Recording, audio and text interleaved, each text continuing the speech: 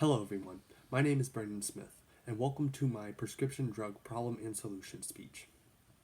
The purpose of this speech is to show awareness for the prescription drug problem that is growing in America and to show solutions on how to improve it.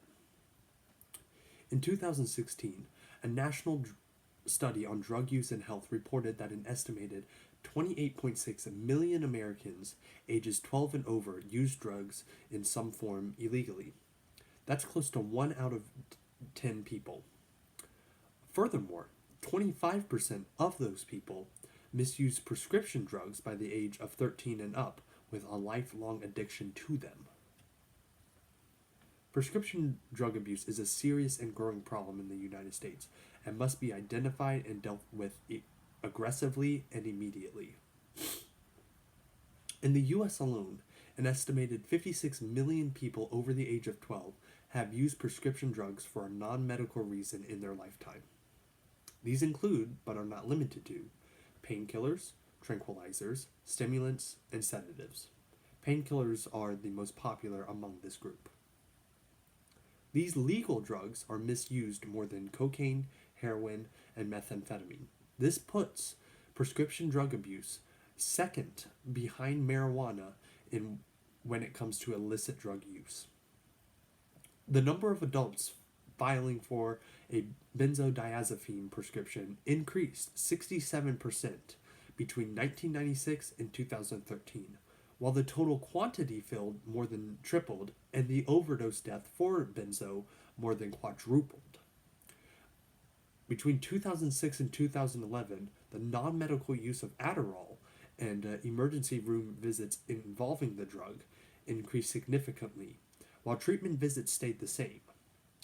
Adderall misuse rose 67%, and ER visits went up 156%, with family and friends serving as the primary funneler of these drugs.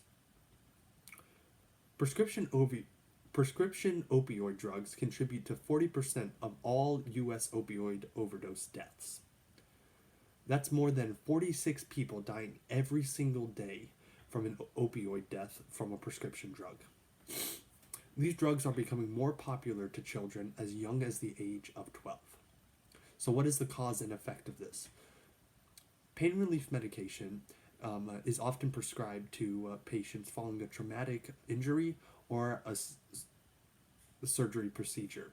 Additionally, sleep medications are used to help people sleep and cope with sleeping problems after these traumatic events as well. Addiction will often occur when the frequency of use exceeds the recommended dosage by the doctor. People can become addicted to these drugs even if they are obtained legally and not illegally. The body's tolerance for these drugs can also cause addiction. As the body uses these drugs more, it builds up a higher tolerance to them and thus requires a larger amount of them to feel the potency of them. Due to the relative ease to obtain, many will become addicted through casual use as well. This is very popular to students looking to boost mental performance and treat depression through non-prescribed means. These drugs can also cause unintended side effects to the users, giving things like headaches, drowsiness, or even hurting their mood or temper. This is a significant problem because this problem is one that is growing yearly and shows no signs of slowing down. It affects adults and children all across the country. The potential to become addicted to these substances can happen at any age and time and can happen to those who would not take the drugs illegally. The solution to preventing further addiction to prescription drugs comes through proper education, medical formulation and regulation, and development of safer medications.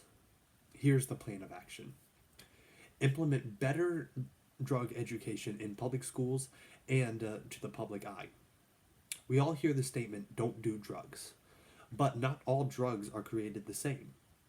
By better educating the public on what drugs do what and how, the public can make a better informed decision before deciding to use drugs illicitly or even legally.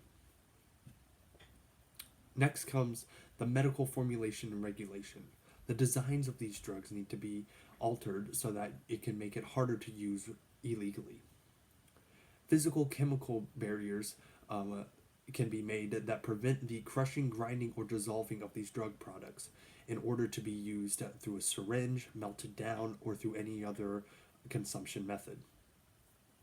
Adverse substances could be added to create an unpleasant sensation to those using the drug through crushing or other means, in any other way than the recommended one. Additionally, different delivery systems, such as long acting injections or implants that slowly release the drug over time, could be ways for people to moderate their dosage without doctor supervision. Finally, we need to research the development of safer medications. We must continue to research the development of effective, non addictive pain medications, and this is a public health priority. This is because we can treat the pain without the risk of people becoming addicted to it. So, what happens if we do this? Ideally, this would modify the way we distribute drugs and informing the public on how dangerous prescription drugs can be, even if they are obtained legally. This will eventually cause the public to stop having a desire to abuse these drugs, and the people that need them can use them without a risk of becoming too addicted to them. What happens if we don't do this? If we do nothing, we are doomed to have more children and adults become victim to drug abuse. Whether that be more deaths or lifelong addictions, the price is too high to continue as is. Prescription drugs, even if they are obtained legally, can be dangerous. They can destroy the lives of millions each year. In order to stop this, we must support change in how we handle this medication and inform the public of the dangers it causes. I believe this epidemic can be remedied through time and effort, but it must be handled now and it must be handled aggressively. Thank you very much.